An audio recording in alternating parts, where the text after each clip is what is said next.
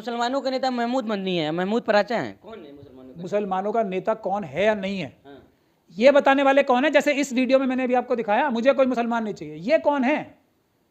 एक चोर ये बताएगा कि कौन मुसलमानों का लीडर होना चाहिए नहीं होना चाहिए, ये बुनियादी वजह है। मैं इस मदनी मौलाना वाला एक काम करते हैं, मैं उन्हें मौलाना बोलना शुरू कर दूंगा। आज मैं चोर बोल रहा हूं उन्हें, एक काम अच्छा करते हैं वो, मैं उन्हें मौलाना बोलना शुरू कर दूंगा। मौलाना जैसा कोई काम तो करें। इसीलिए इम्तियाज जलील साहब ने, बेशक की तारीफ ना करूं, ऐसा नहीं हो सकता, मैं करूंगा, अच्छा काम किया है। जमीयत पर हक मदनी खानदान का है। क्या आप भी ऐसी बात करते हो कि मतलब आपको कुछ ये मुझे तंग करके कुछ सख्त बात कहलवानी है तो अलग बात है। अगर किसी इन चाचा भतीजों के अलावा सबका हक है, इन दोनों का बिल्कुल हक नहीं है, क्योंकि इन्होंने जमीयत को बेच दिया। इनके अलावा किसी का भी हक हो सकता है, क्योंकि ये तो आजमा चुके ना। हजरत अली ने का क्या कौल है, आजमाए हुए को दोबारा नहीं आजमाना चाहिए। इनको तो ऐसे सबूत है इनके खिलाफ कि ये जेल से बाहर नहीं आएंगे। ये बोले तो सही मेरे खिलाफ कुछ, या मुझे ये झूठा ठहराए ना, मैं बताऊंगा इन्हें कैसे जो मैं बोल रहा हूँ एक एक लफ्ज सही है। आज पूरी दुनिया ने देख लिया। वो ये जिस मस्जिद में यहाँ ITO में रहते हैं चाचा भतीजे दोनों, जरा मस्जिद में जाके अंदर जाके वीडियो बना के आओ। मस्जिद के अंदर इन्होंने अपना ऑफिस खोल रखा है, पूरे इनके खाने पकाने और पता नहीं क्या क्या खाते हैं मस्जिद के अंदर रह के, और उसको अनऑथराइज कंस्ट्रक्शन करते हैं। अब कल को बुलडोजर जाएगा इस मस्जिद पे, ये ITO वाली मस्जिद पे, तो उसके बाद फिर ये बोलेंगे कि ऐसा और वैसा। इन्होंने वहां पे अनऑथराइज कंस्ट्रक्शन नहीं कर रखा है, लेकिन क्योंकि अभी ये RSS के एजेंट हैं, अभिमान नहीं हो रहा है, लेकिन छोड़ेगी तो RSS इन्हें भी निकाल। मुझे जान से मारने की कोशिश हुई। RC और CA कोई किसी एक कम्युनिटी के ऊपर हमला नहीं था, देश के संविधान के ऊपर हमला था। इन लोगों को देश के संविधान से के खिलाफ रहना है। उन लोगों को तो CA NRC के जो आंदोलन चल रहा था उसके खिलाफ होना ही है। तो इसमें हैरानी की क्या बात, समर्थन कर रहे हैं क्योंकि वो RSS के एजेंट हैं। आज पूरा देश मान रहा है उस बात को। जो मुस्लिम समाज के लोग मेरी बात आज से 5-6 साल पहले नहीं मानते थे, और मैंने इसी जगह इंटरव्यू दिया था, आप लोगों ने मुझसे दलाल का एक क्वेश्चन पूछा था, तो मैंने बोला था आज सब लोग मान गए।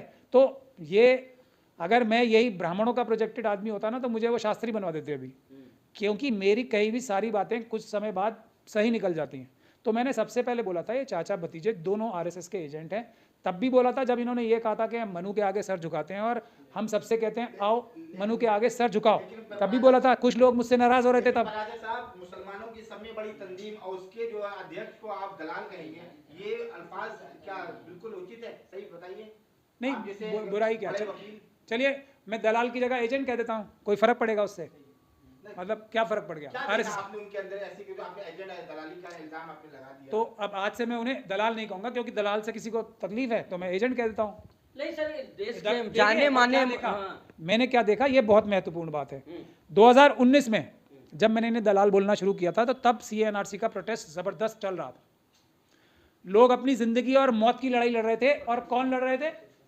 सबसे पहले ख्वातीन अपने छोटे छोटे बच्चों को लेकर भारत का संविधान बचाने के लिए लड़ाई लड़ रही थी, और उन्होंने भारत का संविधान बचाया। उस टाइम क्या बोल रहे थे महमूद मदनी? अब मैं इन्हें एजेंट ना कहूं तो क्या कहूं, ये देख लो आप सब लोग। ये 2019 का इनका बयान है।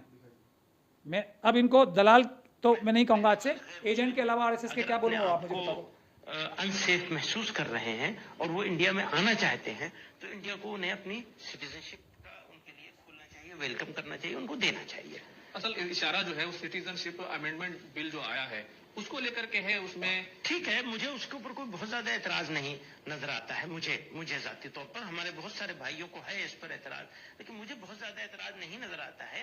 अगर चंद लाख या 20 लाख 30 लाख 50 लाख लोग पड़ोस के मुल्कों से यहाँ आ जाए और उनको कर लिया जाए तो कोई हर्ज नहीं है। लेकिन अगर कोई मुसलमान यहाँ आए तो क्यों आएगा?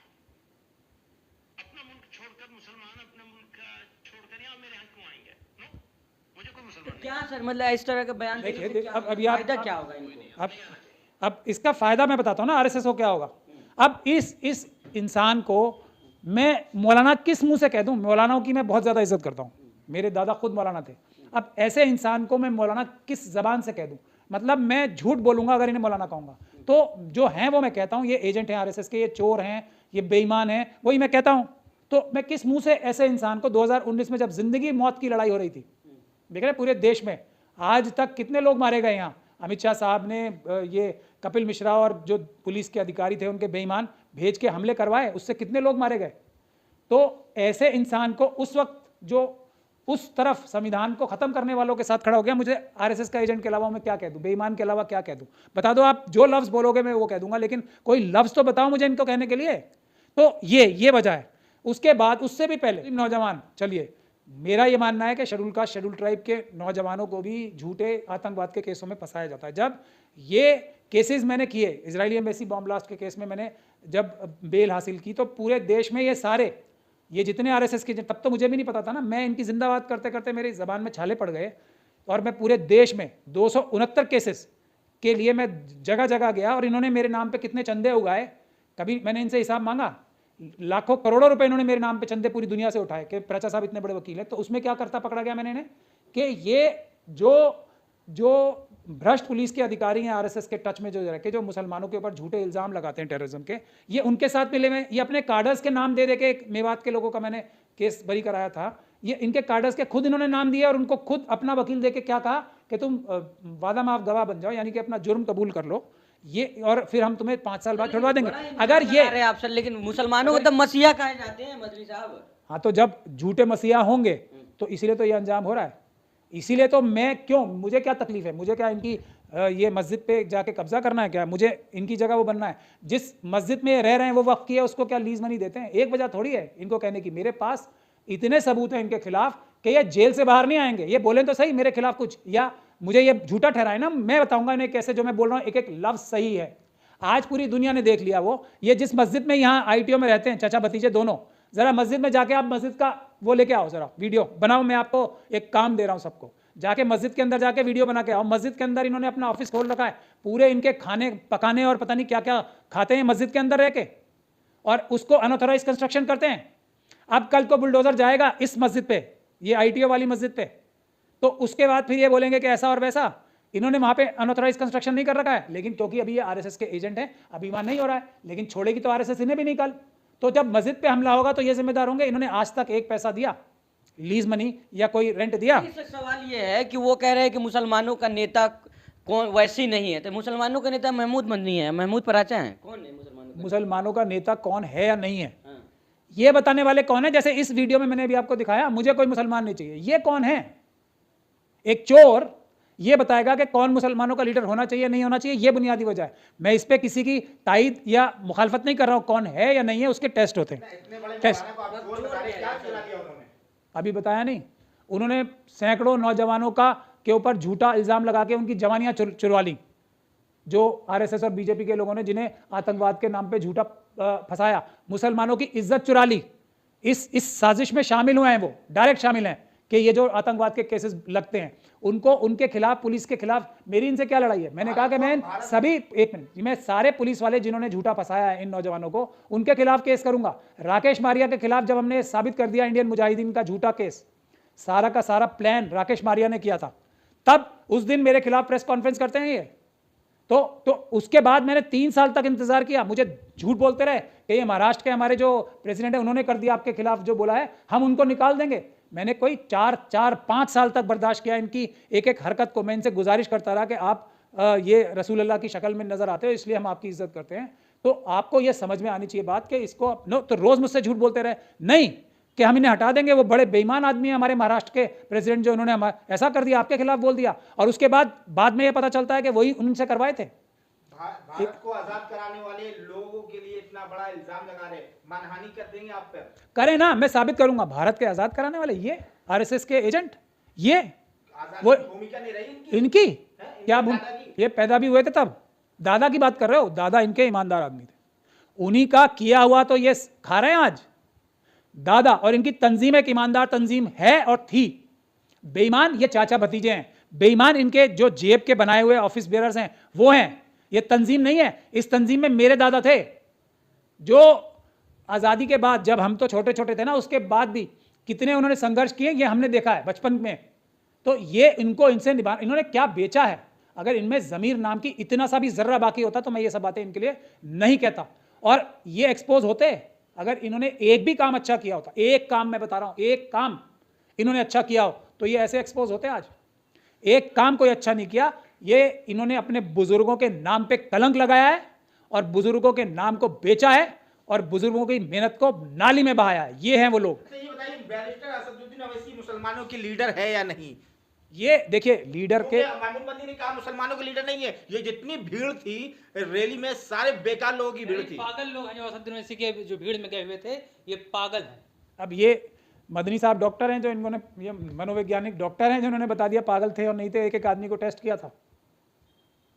ये यही तो है ना, ये अपने जो बुजुर्ग थे उनकी कुर्बानियों को, उनके खून पसीने की कमाई को उस जगह पे बैठ के एक बिल्कुल नाअहल इंसान इतनी बड़ी बड़ी बातें पूरे लोगों के बारे में, किसी के बारे में भी कुछ भी बोल सकते हैं। ये हैं कौन?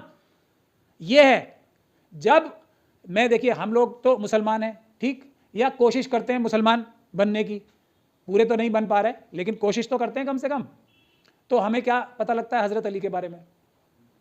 हज़रत अली सबसे ताकतवर इंसान माने जाते हैं, हज़रत अली सबसे ज़हीन आदमी माने जाते हैं। हज़रत अली अगर चाहते तो पूरी दुनिया की दौलत उनके कदमों में थी या नहीं थी? क्या खाते थे, क्या पहनते थे, उनकी शादी में क्या उन्होंने मेहर क्या दिया था, ये मुझे बताने की ज़रूरत है? ये हमारे आइडल हैं। अब इनसे उनका कोई मिलान हो सकता है मिलान? हज़रत उमर से मैं बार बार, जो सबसे महत्वपूर्ण बात है, कंपेयर कर लेना लीडर की, मैं बता रहा हूँ आपको। लीडर तो हमारे हज़रत अली थे। पूरी दुनिया की दौलत जिनके कदमों में थी, वो खाना कितना खाते थे? अपने एक आम सिपाही से जो साहबा इकराम थे उससे भी कम, कि पहले वो खाएंगे और जो बचा हुआ मैं खाऊंगा। ये उनका कैरेक्टर था। तो दूसरा हज़रत उमर ने एक दिन जो एक माले गनीमत में कुछ चादर लंबी सी उनके पास देख ली किसी एक साहबा ने, उनसे सवाल कर लिया, खुतबे से पहले, खुतबे के दौरान सवाल कर लिया बड़ी मस्जिद में कि ये लंबी चादर कैसे पहन ली? तो उनको अपने बेटे को बुला के ये साबित करना पड़ा। बेटे ने बताया कि ये मैंने अपने हिस्से की दी है, क्योंकि मेरे जो वालिद थे उनकी अपनी चादर जो है इतनी ज़्यादा फट गई थी कि उनको देनी पड़ी मुझे, जब इनकी चादर लंबी नज़र आ रही है। वो जब यरूशलेम गए थे, ऊँटनी पे गए थे ना, और वो खुद चल रहे थे, और उनका ड्राइवर, आज के ज़माने का जो ड्राइवर होता था, वो उनका जो एक तरीके से नौकर था, वो ऊँटनी पे चल रहा था। लीडर वो होता है, मुसलमानों का वो लीडर होता है। अब आप मिला लीजिए, जो अल्लाह के अलावा से किसी से नहीं डरता और अल्लाह का दिया हुआ काम करता है। अल्लाह का दिया हुआ काम क्या है? अल्लाह का दिया हुआ सबसे बड़ा काम क्या है? वो है मजलूमों की हिफाजत में खड़े रहना, इंसाफ और बराबरी के लिए जद्दोजहद करना। जो ये सब काम करता है वो मुसलमानों का लीडर है। ये भी तो उनके फॉलोवर है, ये भी तो मजलूमों की आवाज बनते हैं। बिल्कुल, जितने भी जेलों में लोग बंद है उनकी रिहाइयों के लिए जो लड़ाई लड़ते हैं, कोर्ट कचहरी का सारा खर्च उठाते हैं। अब मैंने अभी 2 एग्जाम्पल दिए, हज़रत उमर का और हज़रत अली का, तो उन एग्जाम्पल से कंपेयर कर लो आप। इनका कपड़े देखो पहले, इनके कपड़े देखो पहले, इनके दाढ़ी देखो, इनकी दाढ़ी, जब से मोदी जी की दाढ़ी एकदम बहुत ही ज़बरदस्त, कोई जो जैसे मेकअप आर्टिस्ट बनाते ना वैसी दाढ़ी हो गई है इनकी। मुझे लग रहा है सेम मेकअप आर्टिस्ट आजकल दोनों की दाढ़ियां बनाते। और था, ये दौर और है, वक्त भी तो बदलता है, हालात बदलते तो हैं। आपने मुझसे सवाल क्या पूछा है, मुसलमानों का लीडर कौन है? मैं, मेरी नज़र में जो लीडर है, मैं बता रहा हूँ उसकी क्वालिटीज़ ये होंगी। जो अगर वो बोलेगा मैं अल्लाह के अलावा किसी से नहीं डरता, तो वो एक कांस्टेबल से नहीं डरेगा, सिक्योरिटी के लिए अपनी जान नहीं दे देगा कि सिक्योरिटी चाहिए मुझे। ये मैं क्वालिटीज़ बता रहा हूँ। और पूछिए क्वालिटीज़ मुझे ये, अब जैसे खान पीन, हज़रत अली का मैं बता रहा हूँ ना, जो सबसे ताकतवर इंसान थे वो खाते क्या थे और ये क्या खाते हैं? तो अब आप खुद देख लो ना, ये लीडर हैं। कोई कौन सी क्वालिटी? ये मुंबई में जो रैली निकाला गया, मुंबई चलो, वो रैली सही थी या गलत थी आपके हिसाब से? देखिए मेरे हिसाब से वो रैली सही थी, और इसीलिए इम्तियाज़ जलील साहब की, मेरे सारे इख्तलाफ होने के बावजूद, मेरी देखिए ज़ाती लड़ाई किसी से नहीं है। अगर कोई असदुद्दीन अवैसी अच्छा काम करेंगे तो मैं बोलूँगा ये अच्छा काम है। अगर महमूद मदनी, मौलाना वाला एक काम करते, मैं उन्हें मौलाना बोलना शुरू कर दूंगा। आज मैं चोर बोल रहा हूँ उन्हें, एक काम अच्छा कर दें वो, मैं उन्हें मौलाना बोलना शुरू कर दूंगा। मौलाना जैसा कोई काम तो करें। इसीलिए इम्तियाज़ जलील साहब ने, बेशक देखिए बहुत सारे लोग कह रहे हैं, जो शक करना है तो किसी पे भी कर लो, ठीक है, लेकिन टेस्ट तो करो, सवाल करो सबसे। बहुत सारे लोग कह रहे हैं इम्तियाज़ जलील साहब को परमिशन कैसे मिल गई? सरकार ने दे दी परमिशन, ठीक है दे दी, लेकिन इम्तियाज़ जलील साहब एक अक्लमंद आदमी है, उन्हें पता है सरकार धोखा देके इनके ऊपर मुकदमा भी दर्ज कर सकती है, कुछ शरारती लोग भेज के ट्रैप करके इनको वहाँ पे झगड़ा भी करा सकते थे, लेकिन फिर भी उन्होंने रैली निकालने की जुर्रत की। तो मैं उन्हें, उनकी तारीफ ना करूँ, ऐसा नहीं हो सकता। मैं करूँगा, अच्छा काम किया है, तारीफ मैं करूँगा। और मैं यही, मेरी लड़ाई क्या है सबसे? Peaceful protest. मेरी इनसे क्या लड़ाई है कि तुम ये तो बहुत बता रहे हो कि प्रॉब्लम है, ये मुसलमानों को प्रॉब्लम है, वो मुसलमानों को प्रॉब्लम है, मुसलमान यहाँ मारे जा रहे हैं, इसका सोल्यूशन नहीं बता रहे। लीडर वो होता है जो सोल्यूशन बताए। अभी यहाँ ईदगाह के साथ क्या हो रहा है? कोई, ये सब सो रहे हैं ना अपने एसी कमरों में, लिंट की चॉकलेट खा के, इनकी महमूद मदनी साहब की तो चॉकलेट कलेक्शन आप देख लोगे तो आपकी आंखें खुल जाएंगी। दुनिया की कौन सी ऐसी चॉकलेट है जो इनके पास नहीं होगी। जाओ, आपको तो वैसे घुसने नहीं देंगे। सुशांत सिन्हा और जो वो क्रिमिनल टेलीविजन वाले ना जो आरएसएस के हैं सारे, और उनको अमित शाह जी बोलते हैं, इनका इंटरव्यू ले लो। अब दूसरा टेस्ट एक और है, जो भी ये क्रिमिनल मीडिया पे जाता है जिसको बड़ी नुमाइंदगी से दिखाया जाता है वो मुझे आरएसएस का एजेंट लगता है, और मुझसे कोई डिस्कस कर ले, मैं साबित कर दूंगा कैसे वो आरएसएस का एजेंट है। दुनिया भर की आप मेहनत करके काम कर लो, उसको कभी नहीं दिखाएंगे। मैं लेकिन वो इंसान हूं जो मैं आरएसएस का ट्रैप उल्टा करता हूं। मैंने कुछ टाइम के लिए क्रिमिनल मीडिया पे जाके दुनिया को एक पॉइंट साबित करना था कि ये सारे के सारे जो साजिशकार है ना, उनको भी इन्हीं के घर में घुस के भी इन्हीं के मीडियम से इन्हीं की मुश्किलात के बावजूद भी हराया जा सकता है। मैंने वो साबित कर दिया। अब मैं जाऊंगा इनके पास कभी, या मेरे पास आएंगे, मैंने एक शर्त रखी है, एक भी ये दलाल क्रिमिनल टेलीविजन जो चैनल्स हैं या दूसरे हैं मुझे अब बुलाने से क्यों कतराते हैं, ना बुलाएंगे कभी, क्योंकि मैंने क्या शर्त रखी है, 50% टाइम दोगे, लाइव करोगे। वो नहीं करेंगे क्योंकि मैं इनको सबको बेनकाब कर दूंगा। तो फिर भी जाके जो लोग अपने जूते खाते हैं वो जाते हैं, वो सब एजेंट हैं ही एजेंट। और दूसरे जो इनकी गैदरिंग में जाके इनके लिए तालियां बजाए, तो आरएसएस की गैदरिंग, आरएसएस के वो एंकर, और तालियां भी आरएसएस के लोग ही बता रहे हैं। इनको क्यों? इनकी तारीफ करने के लिए, इनको लीडर बनाने के लिए। ये क्रिमिनल टेलीविजन इनको लीडर बना रहा है, तो ये आरएसएस के एजेंट है या नहीं है? बताओ आप। लेकिन सर वैसी राजाकारों वाली राजनीति करते हैं सर, क्या होता है ये? वो कौन सी राजनीति करते हैं? वो रजाकार नहीं है। आपसे बेहतर मुनकिर कौन जा है। सकता मैं तो कह रहा हूं वो मुनकिर है ना, रजाकार नहीं है, वो मुनकिर है। वो बताएं, वो मना करने वाले हैं। बताओ आप मुझे क्या है वो, बताएं, या फिर एक्सप्लेन करें कि मेरा मतलब ये था रजाकारों से क्या हुआ, कौन सा काम को ये कह रहे हैं कि, और जिनको वो कह रहे हैं वो भी नहीं है, वो नहीं है। वो ये भी गलत एग्जाम्पल भी गलत दे रहे हैं, क्योंकि मुझे हिस्ट्री पता है ना, मुझे तो हर चीज़ का पता है। अब क्योंकि मैं पढ़ता हूँ, मुताला भी करता हूँ और अपना दिमाग भी लगाता हूँ। सिर्फ लिखी हुई बातों पे भरोसा नहीं करता हूँ जो हिस्ट्री में लिखी हुई है। मैं उस टाइम के अखबार पढ़ता हूँ, उस टाइम की बहुत सारी रिसर्च करता हूँ जब मैं कोई स्टेटमेंट देता हूँ। और मैं इसलिए देता हूँ कि लोग जो हैं एक उन्हें फोकल पॉइंट मिले। जैसे कुछ लोग कह रहे हैं कि मदनी साहब पार्टी बनाने वाले हैं, आपसे बेहतर कौन जान सकता है? क्या राजनीति पार्टी बनाने वाले हैं क्या? मतलब अब आरएसएस ने बोलेगा तो पार्टी भी बनाएंगे। अभी तो वो आरएसएस की पार्टी में है ही। आरएसएस की एक संगठन बना दिया ना, हमारी लड़ाई क्या है उनसे, जमीयत को उन्होंने एक आरएसएस का एक तरह से संगठन बना दिया। जैसे विश्व हिंदू परिषद है, बजरंग दल है, वही काम उन्होंने जमीयत को बना दिया। यही तो हमारी तकलीफ है। हमारे बुजुर्गों ने भी, इनके बुजुर्गों ने भी खून अपना बहाया इसके लिए, शर्म आनी चाहिए इन्हें। उसको ये एक आरएसएस का एक मुखपत्र बना रहे हैं, उसको ये एक आरएसएस का संगठन बना रहे हैं। हम तो नहीं बनने देंगे। और ये जो इस्तीफे दे रहे हैं ना इनकी जो जमीयतों के लोग, वो बिल्कुल गलत काम कर रहे हैं। इस्तीफा बिल्कुल नहीं देना, इनको हटाना है। एक आप जनरल बॉडी बुलाओ, इनको हटाओ, किसी बहादुर ईमानदार इंसान को जमीयत का प्रेसिडेंट बनाओ। जमीयत पर हक मदनी खानदान का है, जमीयत का पे हक सर मदनी खानदान का। कौन आएगा सर, कौन बुलाएगा? क्या आप भी ऐसी बात करते हो कि मतलब आपको कुछ ये मुझे तंग करके कुछ सख्त बात कहलवानी है तो अलग बात है। अगर किसी इन चाचा भतीजों के अलावा सबका हक है, इन दोनों का बिल्कुल हक नहीं है, क्योंकि इन्होंने जमीयत को बेच दिया। इनके अलावा किसी का भी हक हो सकता है, क्योंकि ये तो आजमा चुके ना। हजरत अली ने का क्या कौल है, आजमाए वो को दोबारा नहीं आजमाना चाहिए। इनको तो आजमा लिया ना, इन्होंने तो अपना कैरेक्टर दिखा दिया कि इनके बुजुर्गों के अच्छे कैरेक्टर के बावजूद ये इतने घटिया काम करते हैं।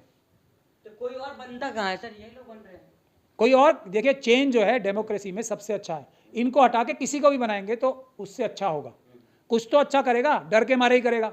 इनको तो पता है ना हमें कोई हटा नहीं सकता, हम कुछ भी करें, हम मनु के चरणों में सर झुकाएं या कुछ भी करें, हमारा कोई कुछ नहीं बिगाड़ सकता। हमने एक टीम इकट्ठी कर रखी है अपनी 100, 200, 500 लोगों की, जो हमारे साथ खड़े हो जाएंगे। और महमूद प्राचा जैसा कोई भी इंसान अगर कुछ हमारी कलई खोलेगा तो उसको गाली देने के लिए खड़े हो जाएंगे। वो तो मैं डरता नहीं उनसे। तो मैं जब कोई नहीं कह रहा था तब भी कहा, तो मुझे तो कलमे पे भरोसा है ना, तो मैं डरता नहीं हूँ। जब मैं आरएसएस वालों से नहीं डरता तो आरएसएस के चेले और जो उनके एजेंट हैं उनसे क्या डरूंगा, पिद्दियों से क्या डरूंगा। तो इसीलिए मैं बोल पा रहा था, आज पूरी दुनिया मान रही है। मैं इसलिए कहता हूँ कि मेरे लिए भी और बाकी सबके लिए भी सवाल करें, जैसे हजरत उमर से सवाल किया गया था। यह है सबसे अच्छा तरीका, किसी को छोड़े नहीं। और जो सवालों से बचता है, भागता है, वो बेईमान और चोर होता है। एक बार फिर, कोई मौलाना चोर नहीं हो सकता और कोई चोर मौलाना नहीं हो सकता। ये चोर हैं, इनको मौलाना कहना बंद करना चाहिए। इनको मौलाना कहना मौलाना लफ्ज की बेइज्जती है।